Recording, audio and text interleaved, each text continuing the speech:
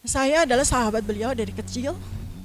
Kami teman SD, udah sama-sama juara ini dan itu.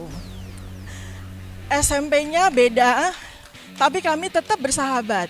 Kami ketemu di SMA 2 Yogyakarta. Kami adalah kawan OSIS dari kelas 1. Beliau waktu itu jadi wakil ketua OSIS, saya menjadi sekretaris umum. Kami bersama-sama, besar bersama di SMA 2.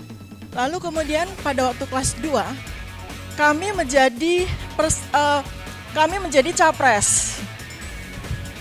Jadi calon ketua OSIS. Jadi saya adalah pesaing beliau. Beliau adalah pesaing saya. Saya kurang dibanding Mas Anies waktu itu. Kenapa? Posisi saya tidak menguntungkan karena ketua OSIS sebelumnya perempuan. Biasanya suka gantian. Karena itu pada waktu saya bicara pidato untuk pemilihan ketua OSIS, saya justru minta kepada teman-teman untuk memilih beliau.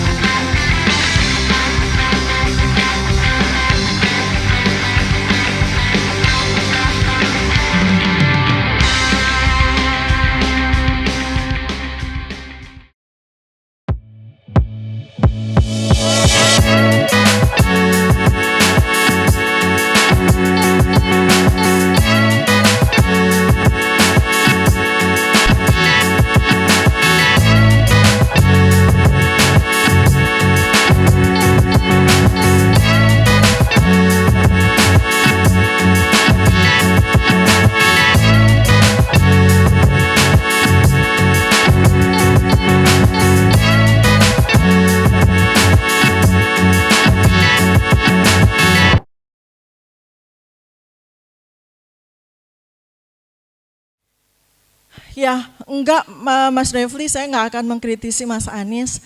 Kami bertetangga sama-sama di Cilandak, jadi gampang kalau mau kritik tinggal main ke rumah beliau dekat. Tadi saya juga udah sampaikan sama Bang John, karena saya hanya punya waktu 5 menit, 2 jam sisanya kita selesaikan nanti di di pendopo aja Mas Anies ya.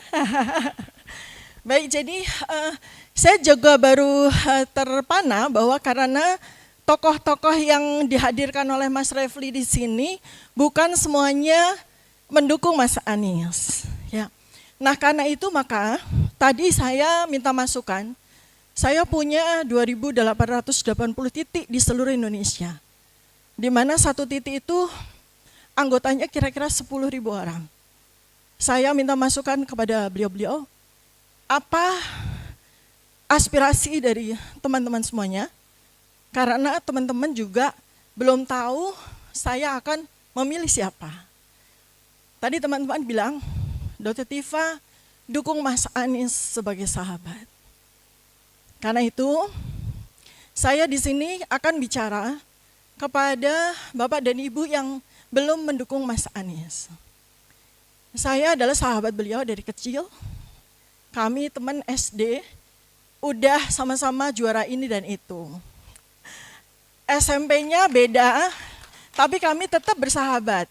Kami ketemu di SMA 2 Yogyakarta. Kami adalah kawan OSIS dari kelas 1. Beliau waktu itu jadi wakil ketua OSIS, saya menjadi sekretaris umum. Kami bersama-sama, besar bersama di SMA 2. Lalu kemudian pada waktu kelas 2, kami menjadi capres. Jadi calon ketua OSIS. Jadi saya adalah pesaing beliau. Beliau adalah pesaing saya. Tapi saya tahu di situ bahwa kan saya kurang dibanding Mas Anies waktu itu. Kenapa? Posisi saya tidak menguntungkan karena ketua OSIS sebelumnya perempuan. Sebagaimana lazimnya di sekolah kami, biasanya suka gantian. Karena itu pada waktu saya bicara pidato untuk pemilihan ketua OSIS, saya justru minta kepada teman-teman untuk memilih beliau. Ya, kenapa? Karena selama 1 tahun kami bersama di OSIS, saya melihat bahwa Mas Anies memang dipersiapkan menjadi pemimpin besar. Oleh keluarga, oleh lingkungan, dan oleh barangkali juga bimbingan dari Allah Subhanahu wa taala. Jadi saya di sini menjadi saksi bagaimana Mas Anies tumbuh berkembang dengan baik. Sebagaimana seperti yang Bapak Ibu semua saksikan sekarang. Beliau adalah anak yang baik dan beliau adalah manusia yang baik. Saya waktu itu sampaikan ke Mas Anies, Nis ya, beda usia 1 tahun, beliau lebih tua dari saya, jadi sekarang saya panggilnya Mas Anies aja ya. Nis, suatu saat nanti kamu bakal jadi orang besar. Saya prediksi kamu akan jadi menteri, ternyata benar. Sekarang mungkin Mas Anies mau nanya, Tifa prediksikan saya jadi presiden enggak? Saya harus makmum kepada Bapak Abdullah Hehamahua, bahwa kita tidak boleh mendahului takdir. Sebenarnya presiden itu kita di tahun 2024 sudah ada di Lauhul Mahfuz. Apakah itu Mas Anies ataukah orang lain? Tetapi sebetulnya yang ingin saya sampaikan di sini bahwa pemilihan presiden ini harus kita kawal dengan sebaik-baiknya agar menjadi suatu sejarah yang indah bagi negara ini karena sudah kadung carut marut. Dan keindahan dari pemilihan presiden itu saya percayakan kepada Mas Anies. Karena Mas Anies jago untuk membuat semuanya menjadi indah. Termasuk politik itu akan menjadi indah buat kita semua. Dan itu pelajaran yang sangat penting bagi kita semua. Lalu yang lebih dari itu sebetulnya kalau boleh, karena saya berkembang menjadi ahli prediksi ya. Mungkin Bapak Ibu semua tahu saya Dr. Tifa, silahkan lihat di Twitter saya ya. Saya memprediksi beliau itu kurang lebih, kalau presiden terlalu kecil ya, saya melihat beliau itu nanti akan jadi betul, akan menjadi sekjen PBB, dapat Nobel Perdamaian. Itu doa saya kepada beliau. Jadi kalau mau jadi presiden itu sesuatu langkah yang sudah kecil. Saya mau kasih clue, tadi saya udah bilang Bang John, ada clue-clue yang sederhana sekali sebetulnya, bagaimana Mas Anies bisa membalik keadaan. Karena saya kan puluhan tahun ada di lapangan ya, kekuatan Indonesia itu Mas. Jadi kalau yang lain-lain mungkin akan titip pesan, nanti Mas Anies jadi presiden harus begini, harus begini. Mas Anies belum jadi presiden, bahkan jadi capres saja belum ya. Tetapi hari ini sekarang mau saya sampaikan, ada clue-clue penting yang bisa membalik keadaan yang cepat. Pertama apa? Pemilih Indonesia itu 55% wanita. Tapi di sini saja wanita minoritas ya. Di sini wanita minoritas, saya tadi lihat teman-teman saya perempuan kok sedikit sekali gitu. Nah 55% perempuan itu, 55% perempuan itu sang mama ya, perempuan, 70% adalah wanita dewasa muda, 30 tahun sampai 55 tahun mereka adalah pemilih aktif, sangat membenci yang namanya pornografi. Ya.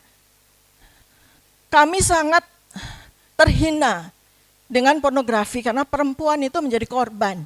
Dan itu adalah clue ya. Saya bilang itu adalah clue. Karena seseorang sudah convince bahwa dia menyukai pornografi. Ya, dan itu sangat melukai hati kami para perempuan. Ya, nah kemudian yang kedua adalah anak muda. 70% dari pemilih itu anak muda.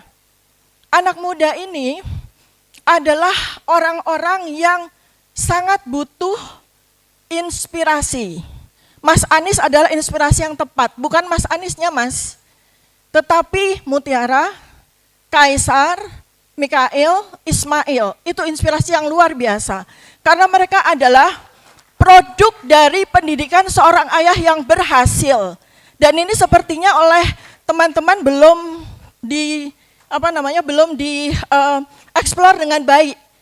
Kita lihat kan bahwa calon-calon presiden yang lain sudah dari dulu menjadikan itu sebagai senjata dan itu berhasil. Mas Anies nggak perlu bergaya pakai motor, pakai jaket bomber dan sebagainya, nggak perlu.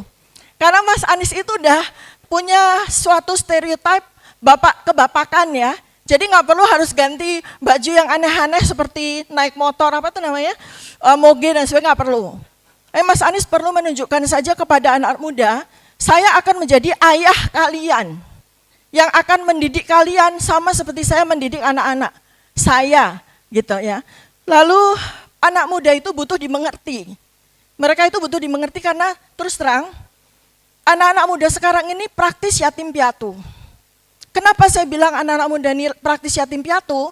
Karena mereka itu dididik oleh orang tua yang IQ-nya reratanya 78. Bayangkan, anak-anak muda sekarang ini yang lahir di atas tahun 2000, tahun 1998 ya, sampai dengan sekarang itu, mereka menjadi anak muda yang jadi calon pemilih, itu dididik, dirawat, diasuh oleh orang tua yang IQ-nya 78. Bayangkan, kenapa kok bisa begitu? Karena angka stunting Indonesia itu 40% dari tahun 1945 sampai sekarang. Artinya anak-anak muda dilahirkan dari orang tua dengan IQ rata 78. Nah, makanya ini beban berat sekali ketika capres nanti.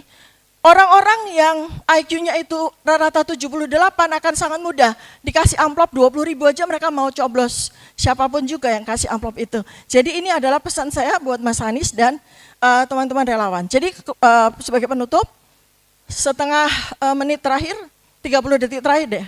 Saya sampaikan bahwa saya sebagai sahabat Mas Anies, sekali lagi menjadi saksi bahwa Mas Anies adalah seseorang yang relatif lengkap, dan sangat cocok menjadi Presiden Indonesia. Ya. Seandainya Anda ingin mendukung, maka kita dukung dengan fulfill, dengan mengharapkan ridha Allah SWT. Dan Mas Anies, sahabat itu ada dua.